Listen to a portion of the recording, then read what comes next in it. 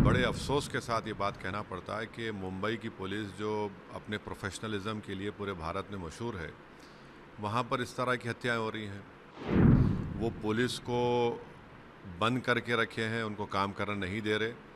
और तीसरा ये है कि उनको सिर्फ इलेक्शन की फ़िक्र है।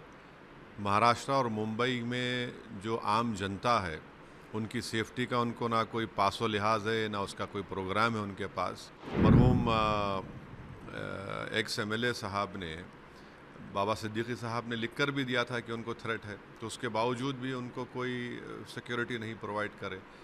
इससे एक बात साफ ज़ाहिर होती है कि महाराष्ट्र और बिलखुसूस मुंबई में जो भारत का फाइनेंशियल कैपिटल है, वहाँ पर एक जंगल राज चल रहा है। और बड़े अफ़सोस के साथ ये बात कहना पड़ता है कि मुंबई की पुलिस जो अपने प्रोफेशनलिज़्म के लिए पूरे भारत में मशहूर है, वहाँ पर इस तरह की हत्याएं हो रही हैं। तो इससे एक बात मालूम होती है कि वहाँ की शिंदे और फडणवीस की सरकार के पास कोई पॉलिटिकल विल नहीं है। वो पुलिस को बंद करके रखे हैं, उनको काम करने नहीं दे रहे। और तीसरा ये है कि उनको सिर्फ इलेक्शन की फ़िक्र है। महाराष्ट्र और मुंबई में जो आम जनता है, उनकी सेफ्टी का उनको ना कोई पासो लिहाज है, ना उसका कोई प्रोग्राम है उनके पास। और एक 3 मरतबा के एमएलए और जो ख़ुद उनकी पार्टी के अलायंस में है, आप उसकी हत्या कर दी जाती है, जिस्म में 3-3 गोलियां मारी जाती हैं। तो ये बड़ा ही दर्दनाक, अफसोसनाक और शिंदे और बीजेपी सरकार की सरासर नाकामी है ये। और इससे एक पैगाम मिलता है कि वहाँ पर कोई भी सुरक्षित नहीं है। ये दूसरी हत्या हो गई है उनके अलायंस के पार्टनर की, जब आप अपने ही गुट के लोगों को नहीं बचा पा रहे हैं। और मालूम ही हो रहा है कि मरहूम एक्स एमएलए साहब ने, बाबा सिद्दीकी साहब ने लिख कर भी दिया था कि उनको थ्रेट है, तो उसके बावजूद भी उनको कोई सिक्योरिटी नहीं प्रोवाइड करे। तो ये कंप्लीट पॉलिटिकल फेलियर है, लॉ एंड ऑर्डर का फेलियर है, और ये बहुत बड़ी कॉन्स्पिरेसी है।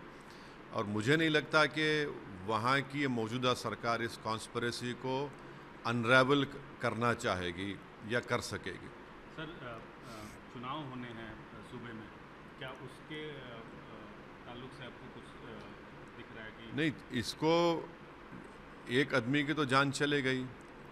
एक उनकी दोनों औलादें, उनका बाप, उनका बेटा और उनकी बेटी अपने वालिद से महरूम हो चुके हैं, वो यतीम हो गए हैं। तो आप चुनाव से ज़्यादा यह है कि वहाँ की सरकार ने पुलिस को कमज़ोर करके रख दिया, ख़ास तौर से मुंबई की पुलिस को, जो उनका प्रोफेशनलिज़्म एक मशहूर था। वहाँ का इंटेलिजेंस का नेटवर्क लगता है कि बिल्कुल ख़त्म होकर रह गया। और चुनाव के सामने, ऐन चुनाव के सामने इस तरह की हत्या एक सीनियर लीडर की होती है, तो यकीनन इसका जनता इसका खमियाज़ा वहाँ की सरकार को भुगतना पड़ेगा। मगर अफसोस ये है कि खमियाज़ा आम जनता भुगत रही है कि उनको सिर्फ पॉलिटिकल मैनिपुलेशन, जोड़ तोड़ की राजनीति से शिंदे और फडणवीस की सरकार को मतलब है। वो अपनी जान को बचाने की फ़िक्र में है। उनको इस बात की फ़िक्र नहीं है कि वहाँ की जनता, वहाँ के लोग कितना अपने आप को अनसेफ महसूस करते हैं। तो यकीनन ये जनता, महाराष्ट्र की जनता इनको सबक सिखाएगी, क्योंकि इस तरह दिन कोई गाड़ी के करीब आकर 3-3 गोलियां चला देता है बाबा सिद्दीकी के ऊपर। और उन्होंने हालिया दिनों में मालूम हो रहा है कि उन्होंने लिख कर भी दिया था कि उनकी सिक्योरिटी में इजाफा किया जाए। तो ये मुंबई के लिए, जो भारत का एक फाइनेंशियल कैपिटल है, ये मैसेजिंग जो हो रही है, बहुत गलत मैसेजिंग जा रहा है।